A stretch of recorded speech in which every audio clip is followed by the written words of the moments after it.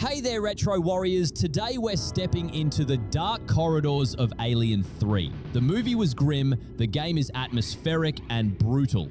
Let's fire up the flamer and dive into 10 things you may not know about Alien 3. 1. The SNES version is a completely different game from other ports. While many Alien 3 adaptations exist, the SNES version was uniquely designed with hub-based, mission-driven gameplay. In contrast, ports like the Genesis version were more linear with end-of-level bosses and lacked a hub world. 2.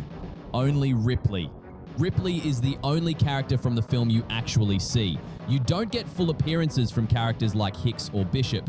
The game focuses very tightly on Ripley's ordeal. 3. Game Awards. For the 1993 Golden Meg Awards, the SNES version won in the category of Best Action Adventure Game and was the runner-up for Best Movie Game, losing to the Genesis version of... Actually, can you guess? I'll give you a clue. There was a monkey involved. Comment your guess below. 4. Time limits. Some versions of the game include time limits to add pressure on the gamer. The SNES game removed strict timers, shifting the challenge to resource management and careful exploration. 5. Comic book tie-in. A short comic called Alien 3 Terminal Addiction was released in 1993 to tie into the game's launch. It was published in Aliens Magazine, Volume 2, Number 12. The comic serves as an advertisement for the SNES video game. We are halfway through here, and if you are still enjoying, please hit that like button and why not add a comment. It really helps get this video out in front of more people. 6. 2-player. The Sega Master System actually had the option of a 2-player mode. However, before you get too excited, it wasn't simultaneous. It was turn-based. So when player 1's game ends, it restarts for player 2's turn. This wouldn't survive the attention span of today's youth. 7. Probe. No, I'm not talking about the typical alien probing. This is about Probe Software, later Probe Entertainment. Probe developed all versions, except the Game Boy, and they specialized in the development of arcade game ports and movie tie-ins.